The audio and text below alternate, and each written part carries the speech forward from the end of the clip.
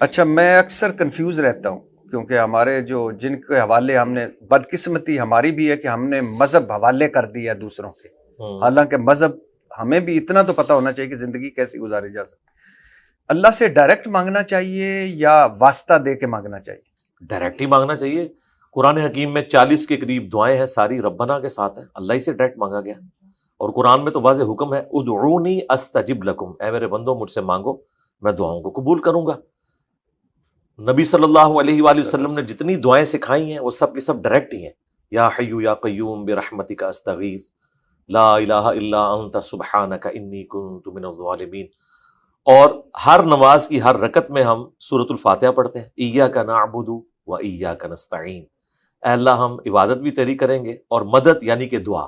یہاں پر وہ عام ظاہری اسباب والی مدد مراد نہیں ہے، اس کا تو حکم ہے وتعاونوا علی البر والتقوی، نیکی اور پرہیزگاری کے کاموں میں ایک دوسرے کی مدد کرو. یہاں ہے دعا، اس لیے ڈاکٹر فرحت ہاشمی نے اپنی کتاب کا نام رکھا ہے ایاک نستعین، دعاؤں والی، کہ یہاں پر نستعین سے مراد ہے دعا. تو دعا صرف اللہ ہی سے ہے، اور قرآن میں واضح فتویٰ ہے کہ اللہ کے سوا اگر کسی اور ہستی سے آپ نے دعا مانگی گویا آپ نے اس کو الہ مان لیا.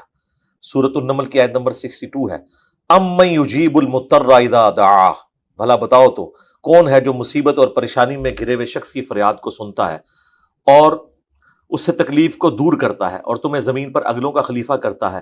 اِلٰہ مع اللہ، کیا اللہ کے ساتھ کوئی اور معبود بھی ہے جس کی یہ کوالٹیز ہوں؟ تو مانگنا اللہ ہی سے ہے. اب رہا وسیلہ، وہ اس اعتبار سے ضرور ہے، جامعہ ترمذی میں حدیث ہے کہ اللہ کی حمد اور درود شریف پڑھ کر دعا کرو تو قبول ہوگی.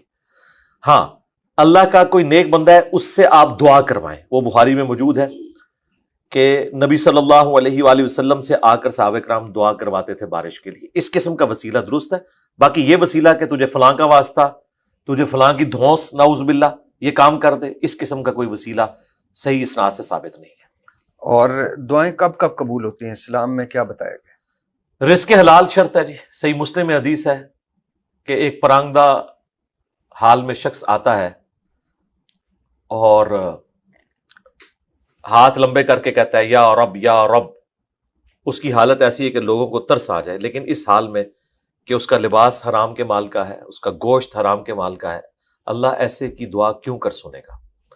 تو رزق حلال یہ پہلی شرط ہے دعا کی قبولیت کے لیے. پھر پروٹوکول ہے اللہ کی حمد اور درود شریف، وہ جامعہ ترمذی میں حدیث موجود ہے. اور پھر مسلمانوں کو یہ کنسیپٹ کلیئر ہونا چاہیے کہ دعا ہر حال میں قبول ہوتی ہے. جامعہ ترمذی میں مسند احمد میں حدیث ہے کہ دعا کبھی بھی رد نہیں جاتی. یا تو جو آپ نے مانگا وہ آپ کو مل جائے گا، یا اس کے بدلے اللہ تعالیٰ کوئی اور آپ کو نعم البدل دے گا، یا کوئی تکلیف ٹال دے گا، یا قیامت کے دن آپ کو اس دعا کے اگینسٹ اجر مل جائے گا. تو صحابہ کرام نے کہا یا رسول اللہ پھر تو ہمیں بہت زیادہ دعائیں مانگنی چاہیے، ہم تو مانگیں گے جب رد ہی نہیں ہونی. تو نبی علیہ السلام نے کہا اللہ تعالیٰ بھی بہت زیادہ دعائیں قبول کرنے والا ہے. ہم سمجھتے ہیں دعا کی قبولیت یہ ہے کہ جو میں نے مانگا وہ مجھے مل جائے. یہ اس طرح کی کوئی گارنٹی اللہ تعالیٰ نے نہیں دی، کیونکہ ہو سکتا ہے وہ آپ کے حق میں بہتر نہ ہو، آپ سمجھ رہے ہیں. پھر بعض اوقات لوگ یہ کہتے ہیں نہیں ہم اللہ سے دعا کرتے ہیں کہ اسی کو ہمارے حق میں بہتر بھی کر دے، تو سب کچھ کر سکتا ہے. اللہ کو کوئی ڈکٹیٹ نہیں کر سکتا. آپ دعا کریں گے، اللہ کا اپنا ایک ڈیوائن پلان ہے، اس کے مطابق اس نے چلنا ہے. اور جو ہماری بنیادی ایک نیڈ جو ہم خواہش رکھتے ہیں اس کے بارے میں ہمیں بتایا گیا، بخاری مسلم میں حدیث ہے، جو شخص یہ چاہتا ہے اس کا رزق کشادہ کر دیا جائے اور اس کی عمر دراز ہو، یہ ہر انسان کی خواہش ہے، وہ اپنے رشتہ داروں کے ساتھ حسن سلوک کرے، یعنی مال پانی خرچ کرے، خالی دلاسا نہیں.